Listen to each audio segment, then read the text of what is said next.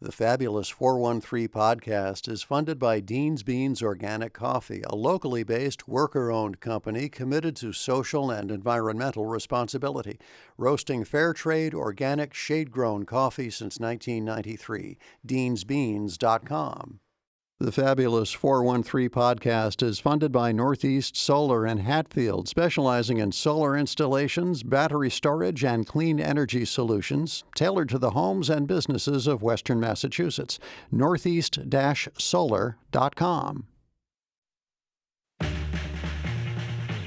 Welcome to the Fabulous 413. I'm Monty Belmonte. And I'm Khalees Smith. Later in the show, we speak with some of the folks behind the upcoming Art for Common Good conference on UMass's campus, which explores the connections between health and art and so much more. But first, Congress is on a break. Which means that the representative for the 2nd District is back in Central and Western Mass meeting the masses. How's recess going? Well, it's going okay. I mean, it's been busy, but I actually flew down to D.C. last night because I was going to do some demonstrations in front of the speaker's office this morning, but it looks like he caved on this, on the spending stuff. So it looks like they're going to take what the Senate has and fight this stuff in another order. Oh, wow. Another way. I thought you might hit Disney World like Lindsey Graham did with the recess. It sounds like such an exciting thing that grown-ups get to have recess like this. But right, and especially in Disney World. I mean, he's making the most of it.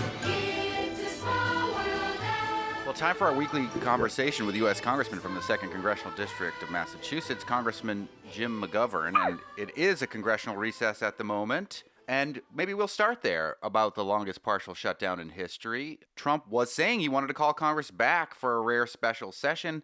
I know that what the Senate has been bandying about sounds an awful lot like what happened before the recess to fund DHS, but not ICE and parts of Customs and Border Patrol. But is this going to get kicked down to when Congress is back in session now, it looks like? Yeah, I mean, we'll see. I mean, again, the Senate passed this provision unanimously. I mean, it's very rare that Ted Cruz and Bernie Sanders agree on anything, but they did. Unfortunately for the extremists in the House, that wasn't good enough.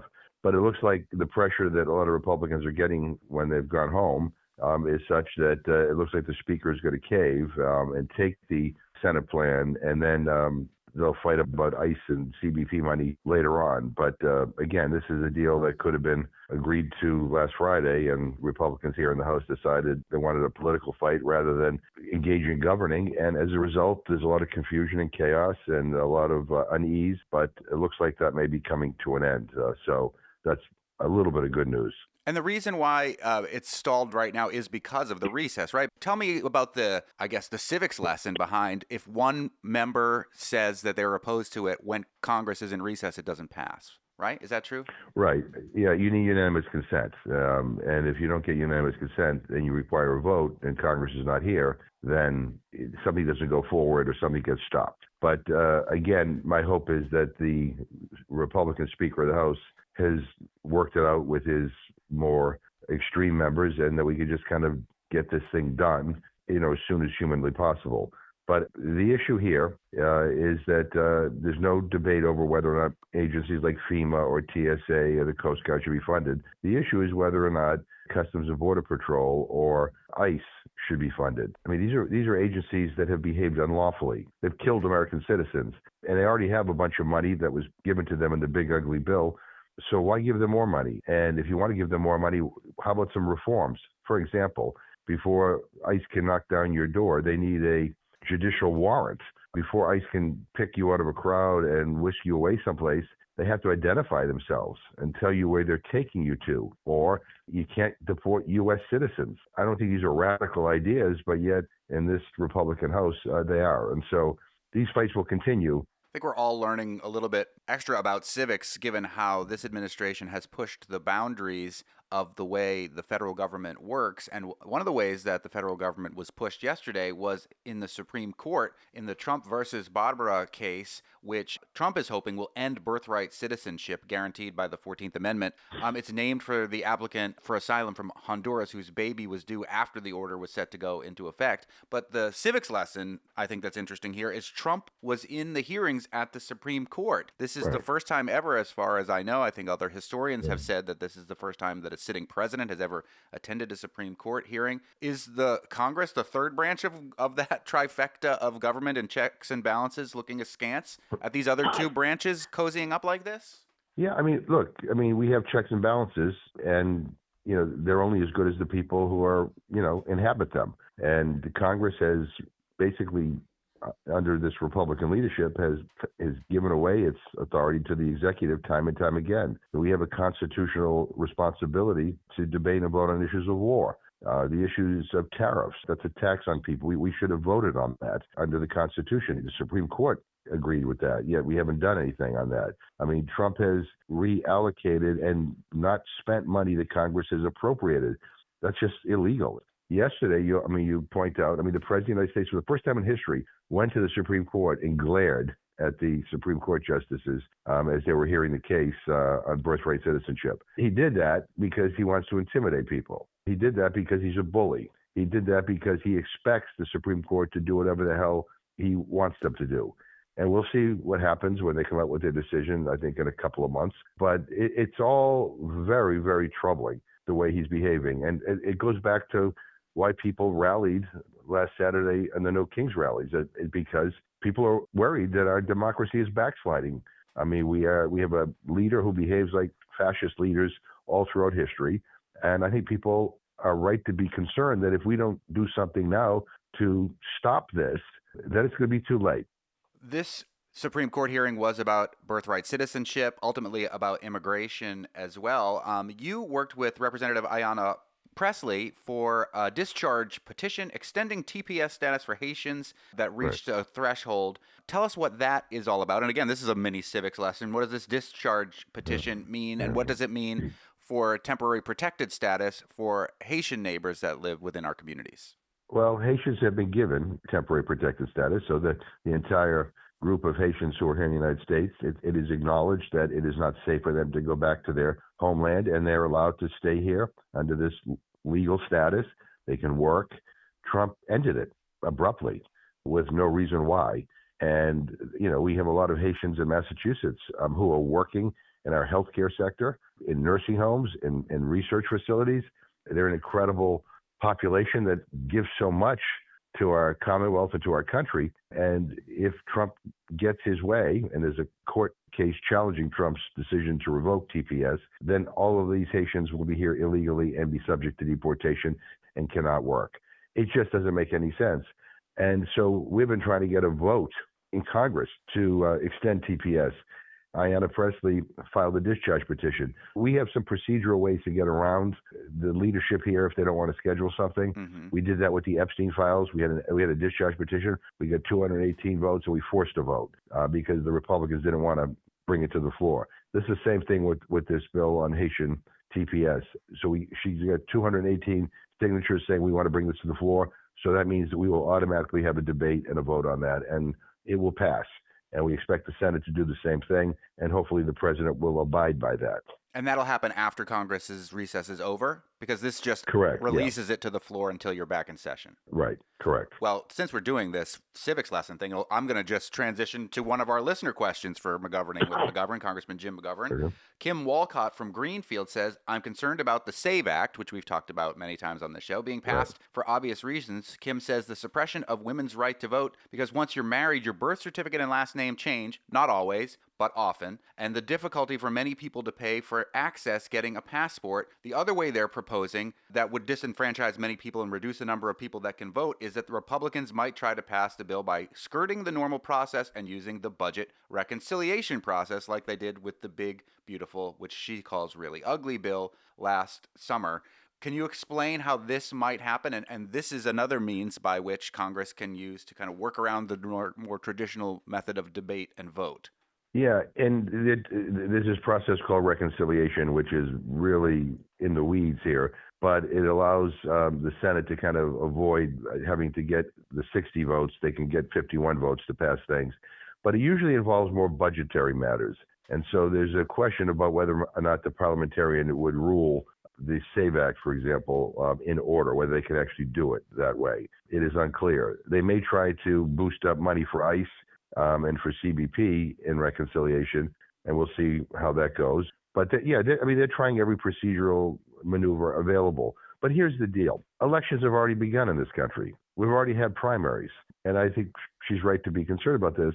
Look, Donald Trump is panicked. I mean, he's looking at the polls, and it looks like that we may take back the House. We might even take back the Senate. He's going to be a lame duck post-November, and he's afraid that there'll be accountability. He's afraid that there'll be hearings, oversight hearings. He's afraid of impeachment. He's afraid of everything. He's afraid Congress will vote to, end his, craziness. And I hope that Congress does. But there are maneuvers that you can get around the normal procedures. Reconciliation is one of those. But it is very, very limited what you can do in reconciliation. What we're hearing is that there's some debate about whether the SAVE Act would even qualify for that. So my civics lesson I've learned, reconciliation is supposed to have to do only with financial matters, not with things like voting rights, but they may try to conflate those two to get what they would like through the reconciliation process. This is, if nothing else, this is a fascinating time to learn about how the Constitution and the government is supposed to work, or was historically working for the last 200-something years. I don't know about you. I mean, but just watching this president over the last few weeks and couple of months, he's erratic. He's all over the place. He's for something in the morning. He's against something in the afternoon. I mean, I got to be honest with you. I think the people around him ought to be looking very seriously at invoking the 25th Amendment. I don't think he is well.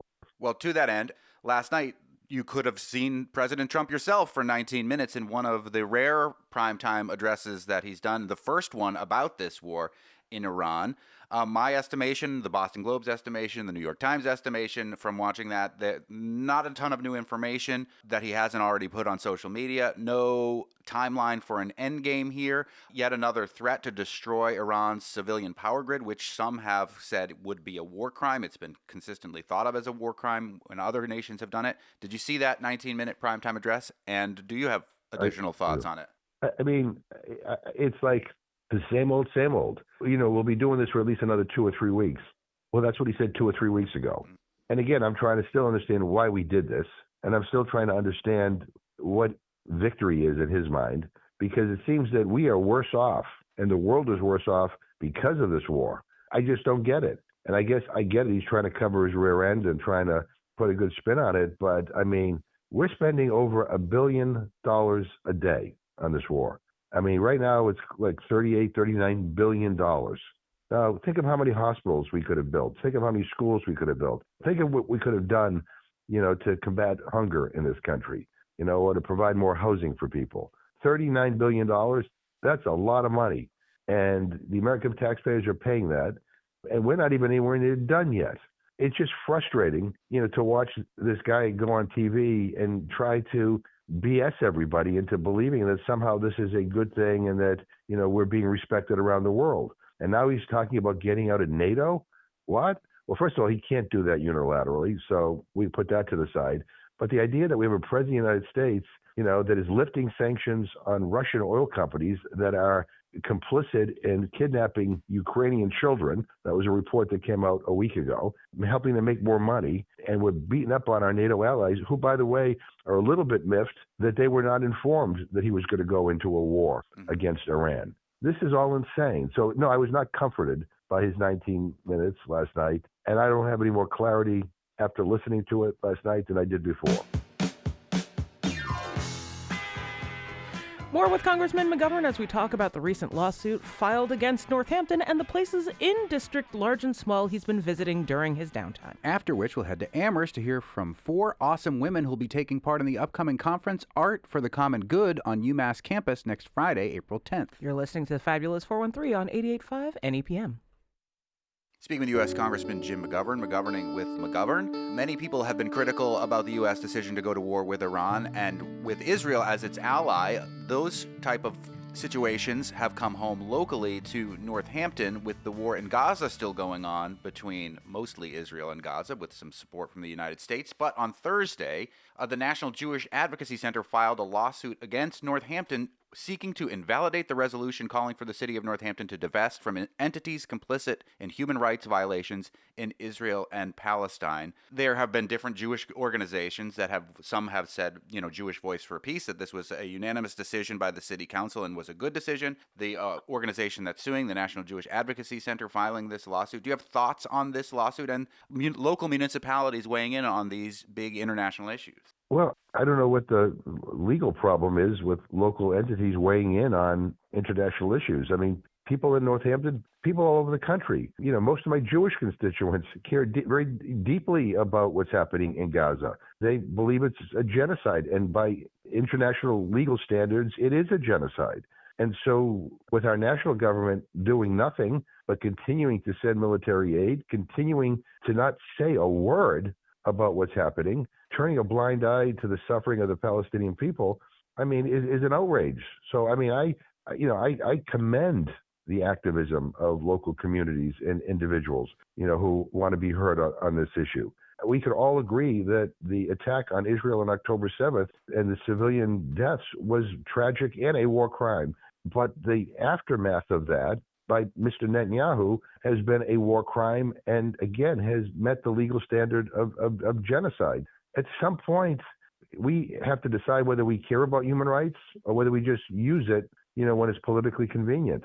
I respect these local resolutions, and I respect the intent behind them. One of the cool things that we did as a nation yesterday was NASA launched Artemis 2 to the moon, where we will orbit the moon with human beings once again, the first time in over 50 years. My son, who's 12 years old, Pax, and I watched the launch, which was great. This is going to sound insane, but former Congressman Matt Gaetz stated that a uniformed U.S. Army officer briefed him on locations of hybrid breeding programs where captured aliens were breeding with abducted humans. Have you ever been briefed by anyone like that about a human and alien hybrid breeding program? This is legit from former Congressman Matt Gaetz' lips. Then it must be true. But I have not been briefed on that. Dang it! I have not. But maybe I need to make a more concerted effort to see whether or not there are briefings that will give me that information. But I have not been briefed on that. Come on, you got to get into that inner circle here. We want to hear that. That's what I really am interested in. Before we wrap up, I know that you've been taking this recess and visiting places in your district. I know you were at Millbury Street Elementary School teaching those kids a civics lesson, just like you've taught me and some of our listeners a civics lesson today. And I know you were at the No Kings rally last Saturday. What was your impressions, or what have your impressions been on the recess so far? I mean, look, I people have a lot of opinions. I mean, when I walk into like a donuts in the morning, I get an earful. When I'm in the supermarket, I'm getting an earful from people. People want to be heard. And again, I was at the No Kings rallies. I was just impressed by the sheer number of people that showed up. I was in Westboro. I did 2 in Worcester and 1 in Leicester. And a lot of people showed up on all of them. And it was cold. Yeah. But people were out there. People care. And I really do believe that, people really are going to save this country from backsliding into authoritarianism. And I just was really impressed. And a lot of, not just older people, but younger people. I mean, there were kids I talked to a 10-year-old, a 12-year-old, who were out there as well. So I'm really, really, I'm encouraged by that.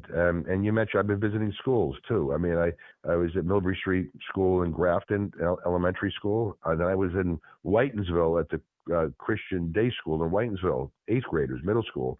And you always ask me what gives me hope. The No Kings rally, the people showing up, and the compassion that I could sense in the questions of these kids in elementary school and in middle school, as well as the compassion I could sense in their voices. These kids want a better world.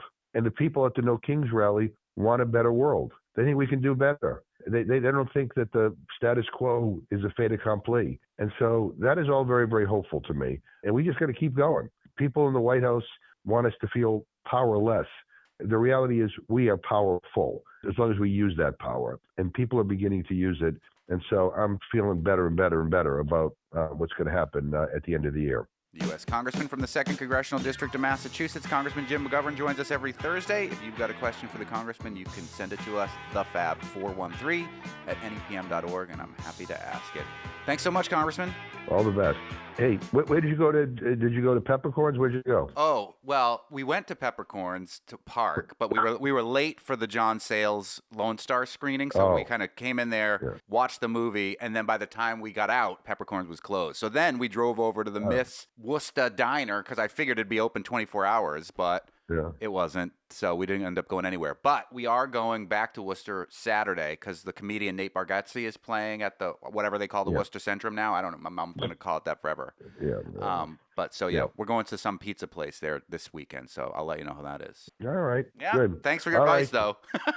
though. Talk to you. Talk to you later. Bye. And here's hoping that McGovern gets some good allergy meds for what it seems like a spring cold that's coming on. I didn't know what that noise was at first, but I think it's a cute sneeze. It is a really cute sneeze. Allegrity works for me, Congressman.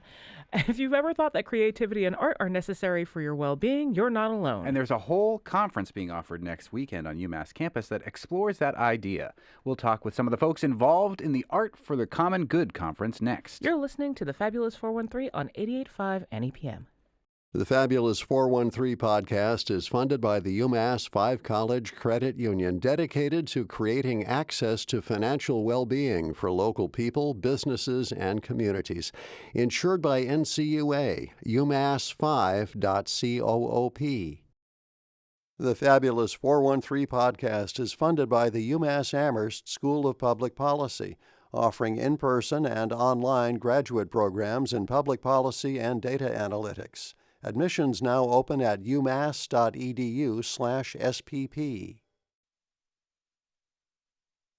Welcome back to the Fabulous 413. On April 10th, the Fine Arts Center at UMass will bring together artists, healthcare practitioners, policymakers, researchers, and community leaders from across Massachusetts for a full day convening on arts, health, and well-being. Art for the Common Good runs from 8:30 a.m. until 4:30 at the UMass Student Union and is free with pre-registration. Through engaging conversations, fresh research, and real-world stories, convening participants will explore the ways in which arts and creativity can support healing, build stronger communities, and advance whole person well-being. And with us to talk about the conference are Jamila Daria, Director of the Fine Arts Center, Betsy Krakow, Assistant Vice Chancellor for Campus Life and Wellbeing and Co-Chair of the Okanagan Wellbeing Collective on campus. We'll have to unpack whatever that is coming up in a little bit. And Dr. Jean King, member of the NeuroArts Blueprint Initiative at Worcester Polytech Institute. Thanks, first of all, for justifying the whole purpose of our show here, which is the idea that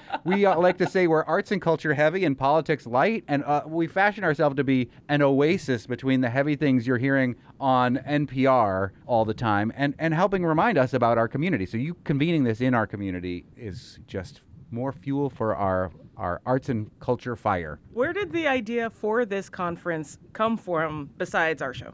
Yeah, right. The Fine Arts Center is celebrating its 50th anniversary this year. And as a part of our legacy over the 50 years, from time to time, we would host these statewide convenings on the state of art, the future of arts, oftentimes with the NEA for a lot of different reasons. We wanted to focus specifically on Massachusetts rather than having a national conversation. And because of Massachusetts' leadership in the arts, health, and well-being space as the first state in the union to scale social prescribing, which is you go to your provider, you let them know that you're feeling anxious, depressed, and as a part of your wellness care holistic treatment plan for folks who prescribe who are a part of two healthcare plans in the state, you can be prescribed up to 12 arts experiences to help bring you back to yourself, potentially into your community. So we knew that we wanted to have a statewide convening, and we ourselves, as we look ahead to the next 50 years, we want to continue to bring world-class arts to this campus and community, but we also want to deepen our partnership with the broader community by initiating an arts, health, and well-being initiative.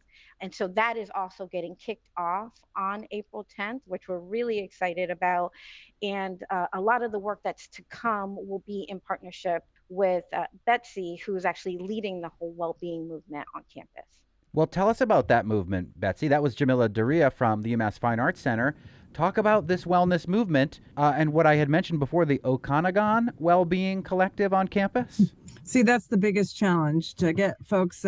Okanagan is how we pronounce it. And Really, so I come to the work from a career as a psychologist in the collegiate mental health space. So I worked as a college counseling center director, and really a lot of firsthand hours with students listening to what was distressing to them, and the thought that we really need to move upriver. So when we're starting to see these more normative experiences of anxiety or depression or even just a sense of loneliness, how do we address that? And it's not necessarily one therapy hour at a time, although those are needed and essential services for the students who need them.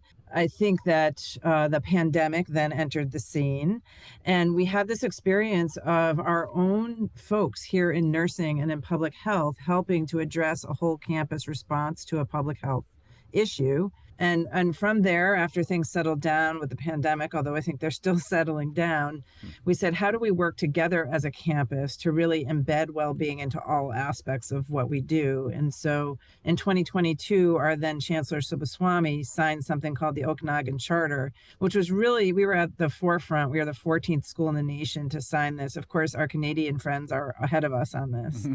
But to sign a commitment to do the work to become a health promoting university. And that means various things at various campuses. But for us, it's to embed well-being into the classroom, into the living environment, into the built environment. And then these sorts of collaborations. So grateful to be in partnership with folks like Jamila, who are saying, how do fine arts have a role? And we see that in everything from art therapy through students who come through the Fine Arts Center and the galleries to have a mindfulness experience or a collective experience. I mean, you probably don't recognize me because the last time I saw you, I was dressed as Elphaba and we were having a sing-along. Was I also dressed as Elphaba? You were also dressed as Elphaba.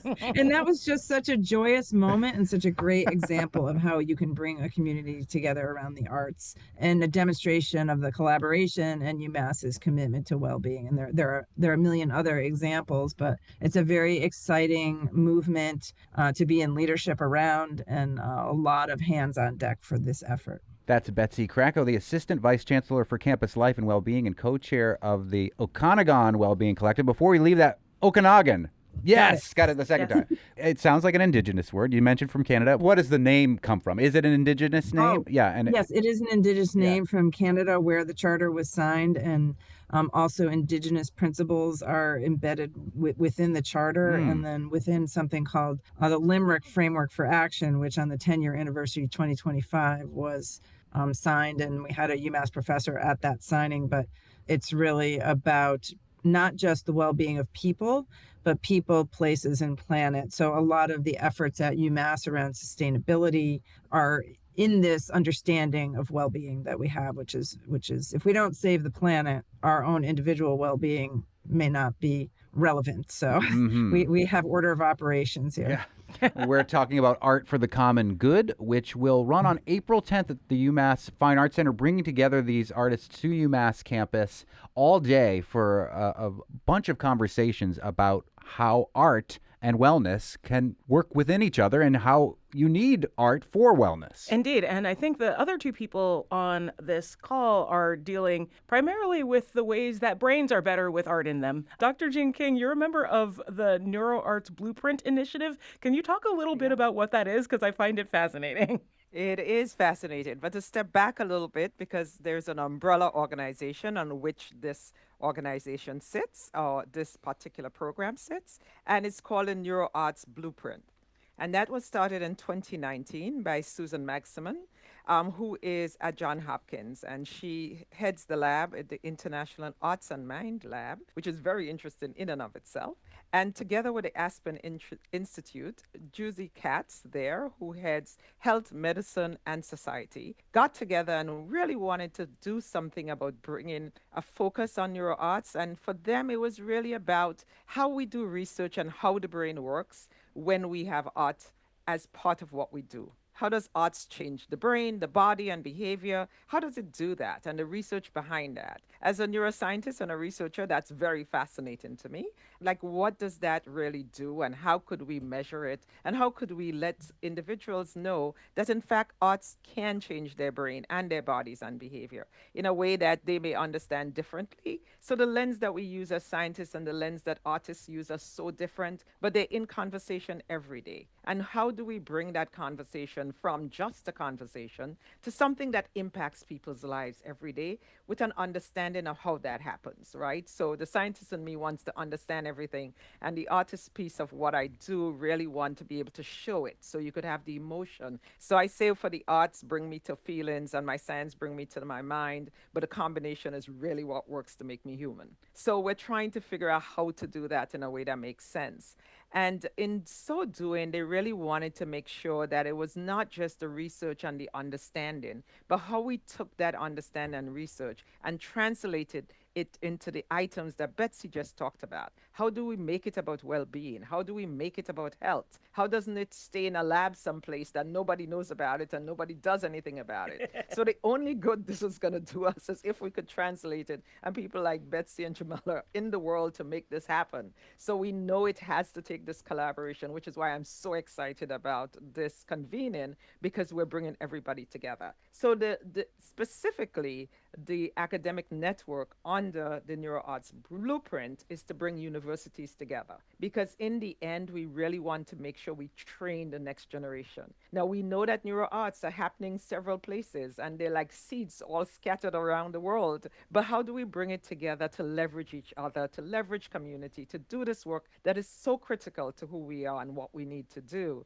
And that's that initiative, is bringing universities together. So Stanford and Hopkins, WPI is on it, and Berkeley School of Music is bringing together these organizations nationally and internationally to make sure we have a curriculum that supports this work, to make sure that we have a workforce that's developed to support this work, to make sure that there's a sustainability in these projects and they're not a one-off, that, UMass Amherst is doing one thing and Berkeley School of Music is doing something else, and a student doesn't get a degree in anything that they could actually pull together. So we have to work together to make sure this educational component is worked out, that the research is viable and transferable. So it's more about the substrate on which all of these seeds that are out there in the world could come together, leverage each other, and hopefully maximize our opportunities, and in that way maximize the impact. Putting the A back in steam. Yes. Yes.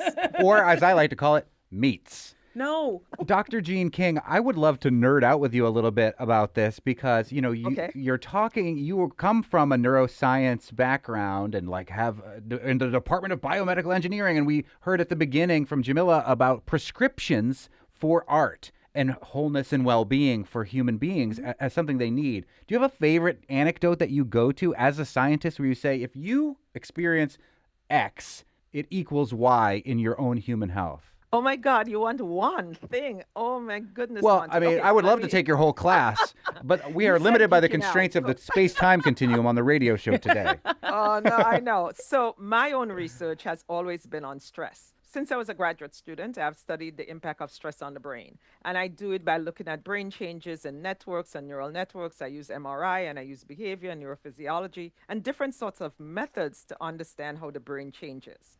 Now, the brain changes in stress in the wrong direction, right? You know that stress is going to impact the brain negatively. But the arts does the opposite. It goes in the opposite direction. It heals us. It supports us. It forms most solid networks between areas that we want to have networks that are strong and enabling and engaging. So the arts does the opposite, and every art, whether it's the visual arts or the performing arts. I love to dance, so for me it's the performing arts, but it doesn't matter. It really is an individual-based approach to what arts work for you. What does your heart respond to? I could dance every day, all day. It annoys my kids no end. But the idea for me is how I could take movement arts and make it something that decreases my stress. So I could say personally, I use this all the time because it's an easy way. Within 5 minutes, I could be in a different frame of mind. And when I come to our students and what we have done with them, for several of our students, the stress of exams and the stress of COVID and the stress of mental health,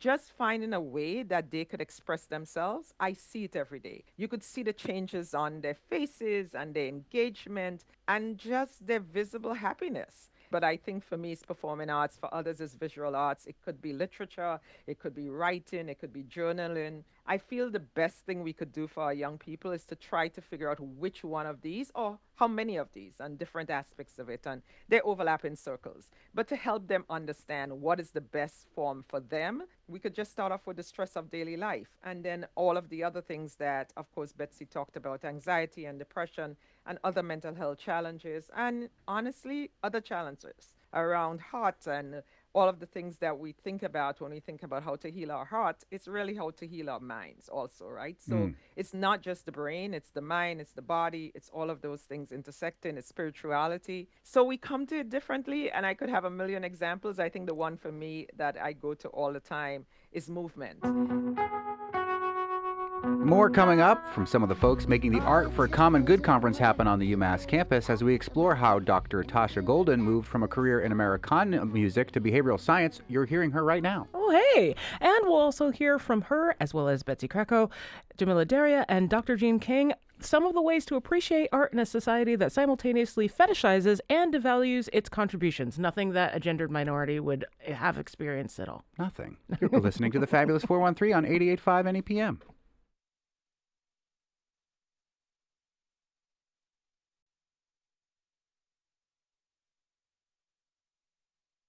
Welcome back to the Fabulous 413. On April 10th, the Fine Arts Center at UMass will bring together artists, healthcare practitioners, policymakers, researchers, and community leaders from across Massachusetts for a full day convening on arts, health, and well-being, art for the common good. And with us to talk about the conference are Jamila Daria, director of the Fine Arts Center, Betsy Krakow, assistant vice chancellor for campus life and well-being, Dr. Jean King, member of the NeuroArts Blueprint Initiative at Worcester Polytech Institute.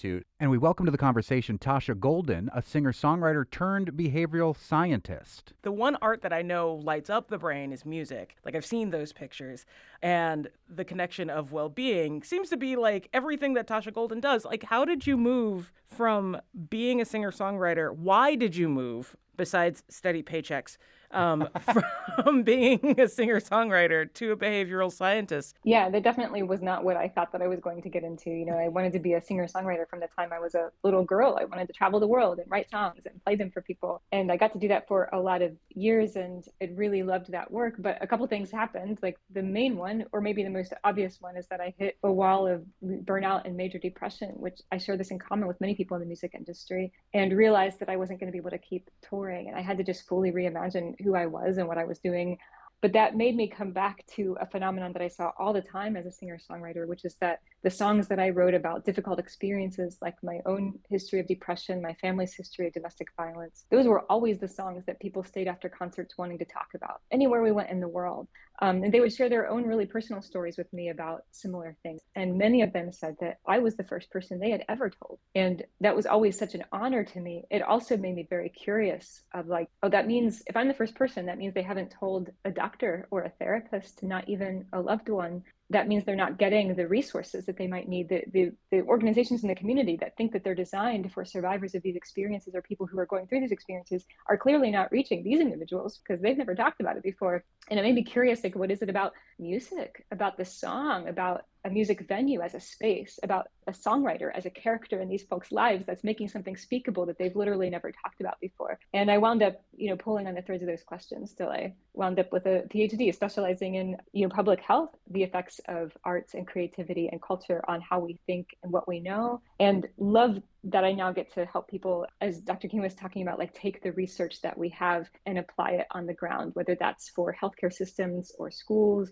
or arts organizations or Fortune 50 companies, whatever it might be. How do we take what we know and make it apply in our real lives so that we can make the world a little better? When you get asked to conferences like this now, do you come in your role as a PhD and a scholar, or do you come in your role as a singer-songwriter, or do you ever do both? I love most when I can do both. I was recently invited to Mayo Clinic to give a lecture there, and it included, a grand piano on stage and a few songs as part of the talk. And, of course, within myself, I can't separate these identities. Everything that I do and know as a scientist is informed by my practice as an artist, and the way that I understand and express things comes out as both my bent toward wanting the truth and the facts of something is also part of how I've always written songs, trying to drive toward what we can know for sure and how we can and establish some kind of sense of truth and meaning in our lives. So these things are really braided for me, of course, and part of my work is to help other people recognize that they're always braided all the time, whether we recognize it consciously or not. It feels very much like we live in a time where art is incredibly necessary and yet at the same time incredibly devalued. Again, like getting to the it's STEM, not STEAM often for places, and like arts programs are defunded all willy-nilly all over the country.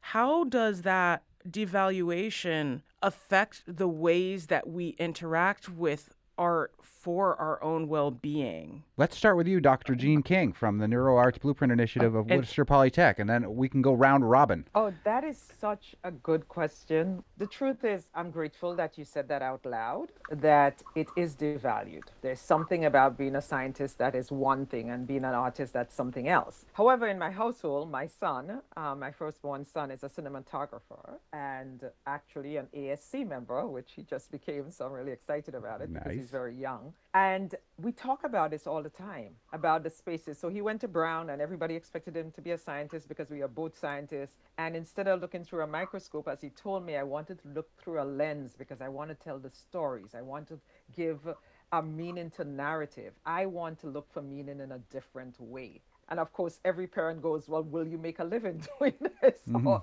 are you coming back to the basement? Should we just keep it open? It's just those conversations, not because we know they don't have talent and they will do amazing things, but because our communities continue to devalue artists and don't pay them what they need to pay them, don't value them the way they need to, don't make sure they show up and are present in the ways that we are because our name comes with a scientist attached to it. It's a social construct that we have to actually change. And we have to change this by these convenings. We break the silos between us. We have a better understanding of what the other side is like. It's a lack of understanding. I see what art looks like in my household. I see how difficult it is. I see how much time it takes, how much energy it takes, how much expertise it takes. It's no different from what I do. It's absolutely no different. It's just a different approach because they have a different lens. And their work, I would say, in many ways are more critical than what we do. So it's an understanding that I think is lacking. And in that, we need a mind shift. But we're not there yet. But we can't get there without these kind of convenings where we break down the silos. And just listening to Tasha Golden and listening to Dr. Golden, just the idea of music changing somebody's mind and transforming it after one concert for an hour, you just go, oh my goodness. It takes me years to develop something that will change somebody's mind about something. So we need the impact. I gotta be serious. It's true. We need to be able to show that synergy that we're not able to show. Any of our other panelists want to chime in on that? I want to offer, at the Fine Arts Center, we're at the front line of the direct impact of cuts to arts education and public education. So Dr. Jean King talked about how movement impacts her, changes her mood, and her ability to access that is critical for her own well-being. Before No Child Left Behind, in public schools nationally, 20% of students would have access to theater or a dance class. Now that number is down to 3 or 4%. When we are welcoming students to campus, oftentimes, for many, this is the first time that they're engaging with a big variety of arts expressions. We had an artist here a few years ago who spent some time on campus, and she stopped her performance and picked up her saxophone and said, "This is a saxophone," just because of the lack of connection with live arts. What you're going to hear on April 10th, this is a spoonful of the wonderfulness that you're going to see on April 10th. You're also going to hear this idea that where we are right now is essentially where fitness was in the 1950s. We started to understand that exercising is not only for the super elite athlete, that movement has value for all human beings. To be human is to move. I think that we're at that place now where we can say to create or engage in creation has meaningful and positive impacts on well-being and mental health. And so you combine that where we're realizing the role of the arts beyond a commodity, beyond a product. It's a part of how we understand ourselves in the world, next to the massive and steady 20-year-long campaign to cut arts. And you understand how critical it is in this moment, to ring the bell, to say, no, arts matter, and they matter critically, particularly in this historical moment.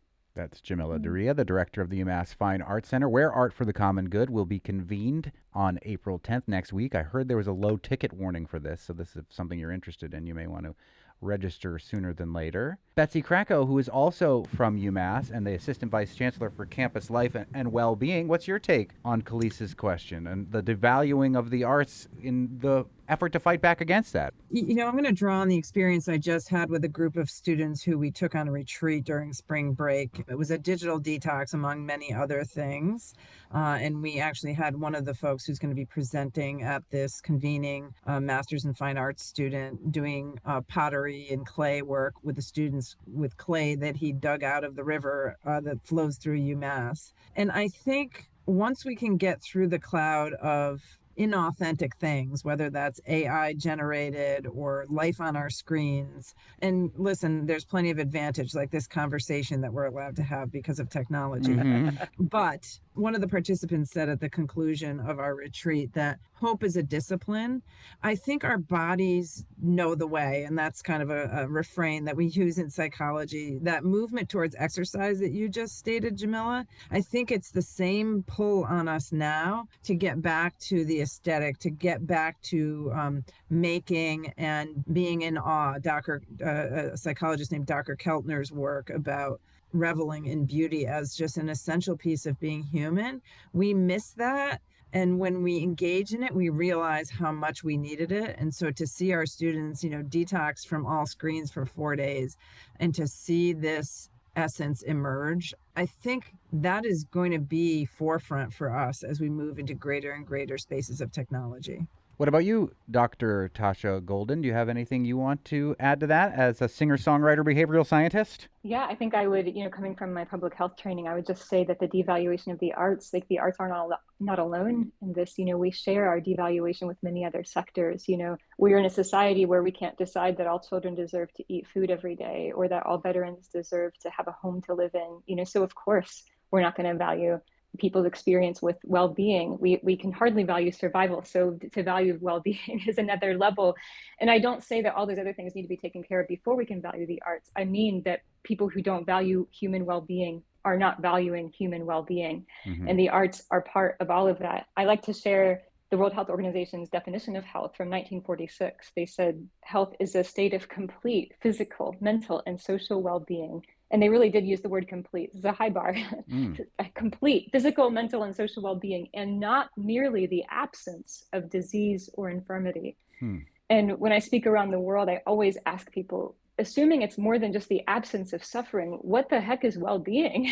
If health is well-being and not just the absence of disease or infirmity or other forms of suffering, what is this? And as you can imagine, people's answers are really diverse and fascinating, but they do cohere around some themes, like well-being is having a sense of meaning and purpose, a sense of belonging, a sense that you have support when things are difficult, a sense of being part of something larger than yourself or being able to contribute to things that matter to you, on and on. But when you look at those definitions, the interesting thing about that is that nothing in healthcare can address those definitions of well-being. All of those things fall under the umbrella of arts and culture. And when we think as a society about what does it mean to be well, we're already kind of tapping into that arts and culture frame. And as somebody who has struggled with depression and mental ill health in my own life, sometimes people ask me like, oh, Tasha, especially coming from public health, we have all these other major catastrophes that we're facing. Why is anybody going to pay attention to arts or culture? And I'm always reminding folks that the most basic survival need in many cases is that you have to want to be here. You have to want to be here. And I think that we dismiss that or ignore that to our peril, definitely to our detriment. And I think that part of what we're seeing in more of these studies in the science of arts impacts on health is how do we come back as a society toward valuing human life and well-being and making a world that people want to be in and feel like they can. That's a cross-sector project, and it's something that we're all committed to together. The irony is not lost on me that the area of study that we have decided to devalue is referred to as the humanities. It's about studying our very own humanity, and we put so much faith, in, rightly so at times, in things like medicine. but we do not value what it means to create your whole human self. When I read the press release for this, I got angry that this had to happen, that this convening is happening. I love that it's happening, of course, but the fact that we need art for the common good to be explained in this way really angers me, because what else is there? You can win every war. You can get all the money. What else is there about art and music and poetry? To me, that's what life is. That's what humanity is. And it's the fact that, like, right now is the moment where we are just starting to realize that art is part of that medicine. I think there was a time probably we realized it historically, and perhaps we've forgotten about that, and we need to be reminded. And perhaps we'll be preaching to the choir, but the choir needs to work out its vocal cords once in a while, too. It's art for the common good, and it is happening on April 10th under the auspices of UMass and the UMass Fine Arts Center. We've been speaking with Jamila Daria, the director of the Fine Arts Center, Betsy Krakow, assistant vice chancellor for campus life at UMass, Tasha Golden, singer-songwriter turned behavioral scientist, PhD, and Dr. Gene King, a member of the NeuroArts Blueprint Initiative at Worcester Polytechnic Institute. This will be a fascinating conversation. I hope the first of many where we start to, as Khalees said, put the A back in the steam, the A back in steam. Put the steam back in meats. Yeah, put the steam back in meats. Steamed meats will also be available at the UMass kitchen. No, don't make promises you can't deliver on. And their food lands more into the culinary arts than what I described as steamed meats. Thank you all so much. This is important work that you're doing. Really, really appreciate talking to you today. Thank you. We've just learned that registration for the Free Arts for Common Good conference has reached capacity, so the organizers are advising for people to join their email list to be kept up to date on the work being done on health and well-being. Should spots open up, the folks who have signed up there will be given the first opportunity to fill them and go to the conference. And this is Tasha Golden, who we were just talking to on the next Fabulous 413. More art from Westfield on Weekends with Don Blanton. I'm Monty Belmonte. I'm Khalees Smith. Talk to you tomorrow with the Tubins.